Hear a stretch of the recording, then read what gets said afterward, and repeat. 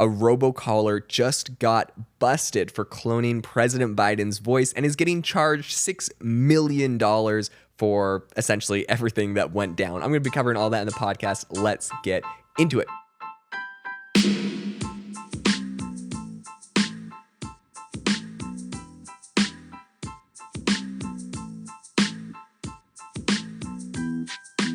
So Steve Kramer is a political consultant, and he has now been fined $6 million by the FCC for using voice AI cloning technology to essentially impersonate President Biden, do a bunch of illegal robocalls during the New Hampshire primary election. Now, the robocalls were essentially intended to trick voters by using a cloned voice to essentially, I think they gave a bunch of like false instructions not to vote in the upcoming primary. It's kind of, I don't know, this is kind of stupid. In America, we have just, I feel like, really dumb kind of political stuff that goes on. Last election, this election, I feel like I've seen a ton of stories like this. If a presidential candidate calls you pretending to be President Biden and tells you not to vote, I mean, maybe some really old people got tricked.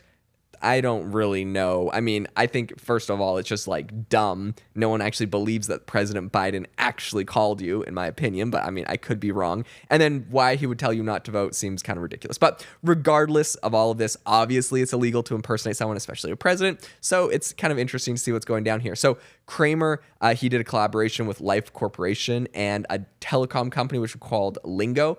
Both of them were previously charged with illegal robocalls, but he used them to essentially execute the scheme. Now, I'm not sure if they're just kind of like one of those companies gets used because they got lax rules, or if the leadership there actually knows what's going on, so they kind of just like let things slide. I think there's probably legal cases being made for both of them, and I don't want to speculate, right? Don't sue me for accusing them. But I mean, it's probably a company that's kind of letting things slide. That's my vibe on it, but you know. So right now, the FCC's actions obviously seem a little bit severe, like $6 million. But I think what they're trying to do here is set a precedent and, you know, convince other people not to do it, not to misuse AI for voter suppression or fraud. I think they did this, like this case happened pretty quick after it was discovered and it was kind of going through. So I think with a election cycle coming up, they don't really want this to happen. And I also have heard a ton of AI companies talk about the fact that they don't want their AI tools used for like election fraud. So I think they're going to try to stay out of this as well. I'll be curious to see kind of where it goes as the election goes forward. So the FCC's actions, obviously, a lot of people said they're severe. I think they're pretty useful. But following this whole case, the FCC officially said that the use of AI-generated voices in robocalls is illegal. They said this back in February, but right now they are closing a loophole in existing laws about artificial elements in these communications, because up until now, I think politicians have been using different artificial elements. Well, that wasn't necessarily artificial voices or artificial intelligence, and so now they're closing that loophole. You're not allowed to use artificial elements, and it's got to be like an actual voice, I'm assuming, that got recorded for these like auto robocall things are something that all the political parties use, but I think they just don't want it to be a voice clone of Biden and used by his opponents. Obviously, you can see the issues here. So while the FCC, they can propose fines, they also rely on local or federal law enforcement to pursue criminal charges. Currently, there's no criminal charges that have been brought against Kramer or his collaborators. Now, I think that it's like definitely a scammy, kind of scummy thing to do.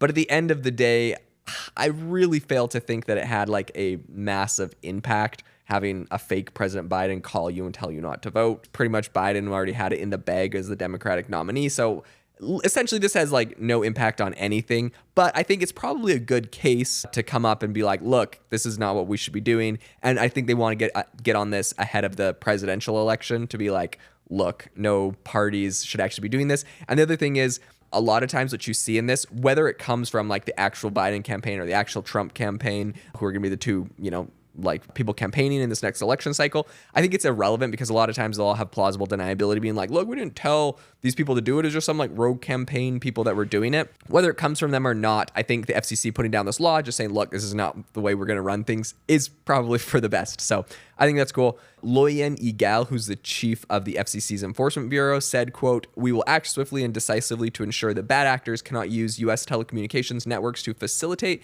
the misuse of generative AI technology to interfere with elections, defraud consumers, or compromise sensitive data." Now, I'm gonna just, give my like one, I don't know, conspiracy theory or like straw man to this whole thing, which is Maybe there's some uses where this would be good. I'm trying to think. Obviously, you don't want to trick people into President Biden calling them, but maybe. So the big thing that I think might be overreach is here they're like blocking it at not just like we're going to fine you if you do it or get you in trouble, but they're blocking it at a telecommunications level, meaning the telecommunications company is in charge of it. And maybe you could see a point at like a time in the future where like some company or campaign is like trying to get a message out to people about something, and then the government is like shuts it down because like through the telecommunications networks through some sort of overreach of government. I don't know. I'm trying to see like what the downsides to this legislation would be. So, or it's not even legislation. It doesn't go through the Senate. It's a bureaucratic decision that no one voted on. But anyways, maybe there's pros and cons. I mean, obviously, I think that there's mostly big pros here, but with every piece of legislation, there's government overreach that always seems to pop up. So it'll be curious to see how that plays out in the future. And I'll keep you up to date on all of that. If you enjoyed the episode today, learned anything new, I would really, really appreciate it if you subscribe on YouTube or follow us on Apple and Spotify and leave me a review, a comment on YouTube, but a review really, really helps me to keep the channel going, find amazing guests. I know it's annoying. I hate leaving reviews for stuff, but if ever you are going to leave a review, today's the day, and I would really appreciate it. It helps the channel to grow, and I hope that you have an amazing rest of your day.